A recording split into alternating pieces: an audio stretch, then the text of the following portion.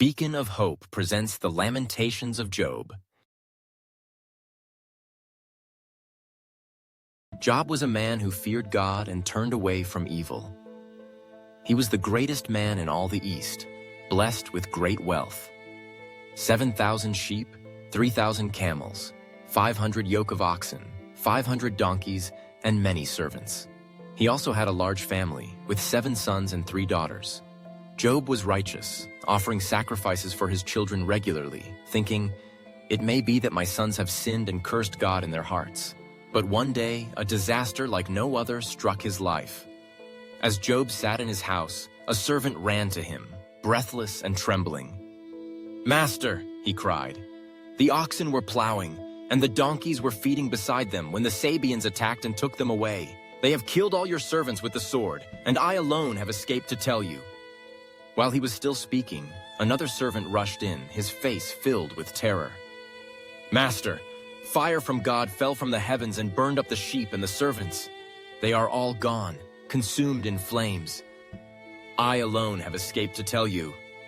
Before Job could respond, yet another servant came running. "The Chaldeans formed 3 bands, raided the camels and took them away. They have slain all the servants with the sword, and I alone have escaped to tell you." As the words left his lips, another servant arrived, his clothes torn in grief. His voice was shaking as he spoke. "Master, your sons and daughters were feasting in their eldest brother's house, when suddenly a great wind came from the wilderness. It struck the 4 corners of the house, and it collapsed on them. They are all dead, and I alone have escaped to tell you."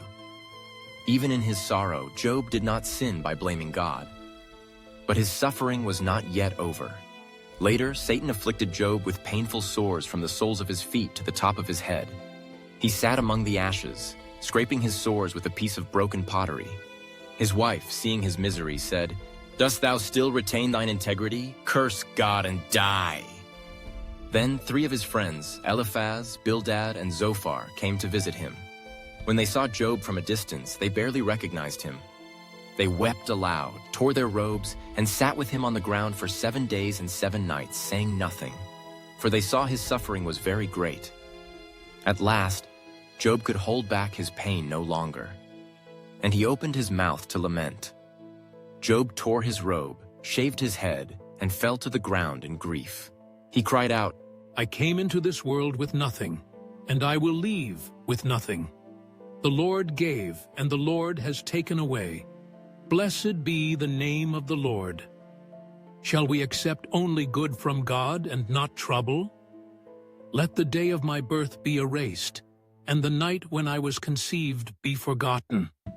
Let that day turn to darkness. Let no light shine on it. May it be a day of gloom and sadness. Why did I not die at birth?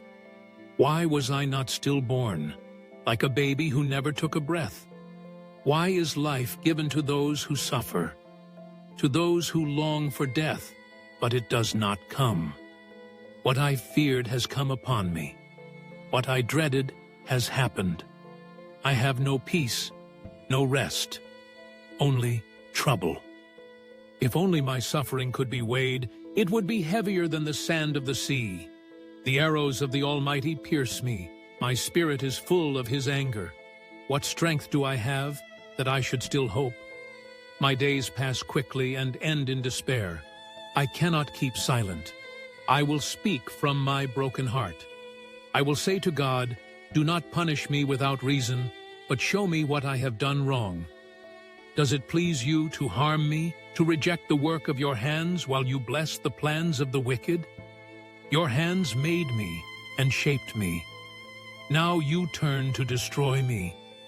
You clothed me with skin and flesh. You knit me together with bones and muscles. But if I have sinned, you watch me, and you will not forgive me. If I am guilty, then let me suffer. But even if I am innocent, I am still ashamed and full of sorrow. Why did you bring me into this world? I wish I had never been born. My days are short.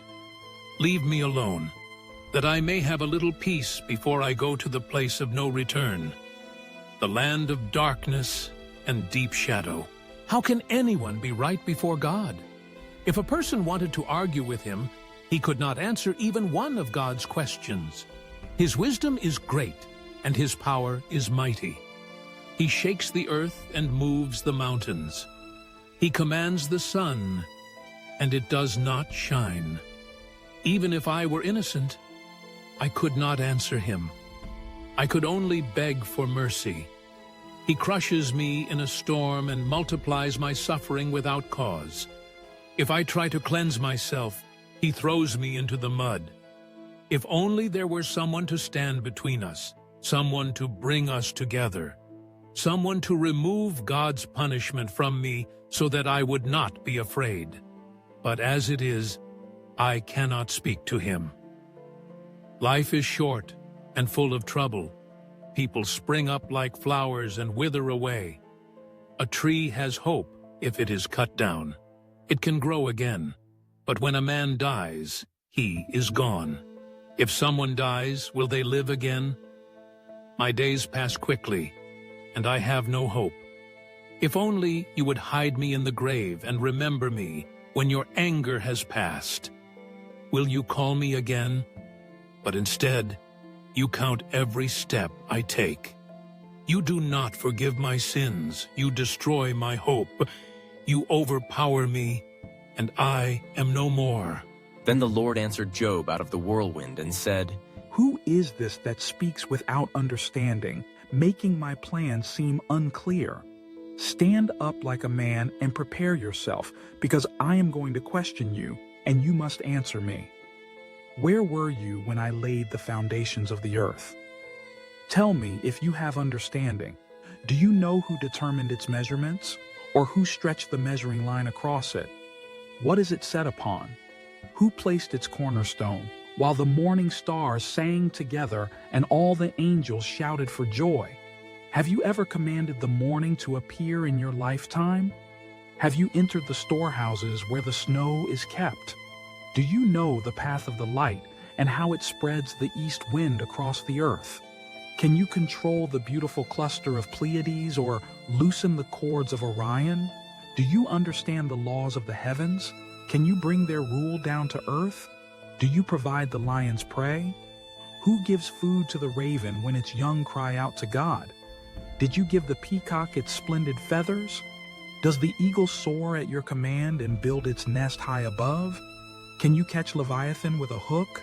Will he serve you forever? No one dares to disturb him, so who can stand against me? Who has ever given me something that I should repay them? Everything under heaven belongs to me. And Job repented of his words. I know that you can do all things. No plan of yours can be stopped.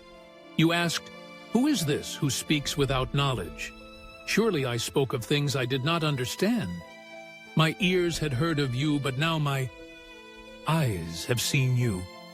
I take back my words and repent in dust and ashes.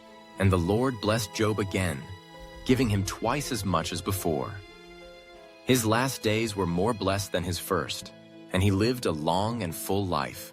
This is the lamentation of Job.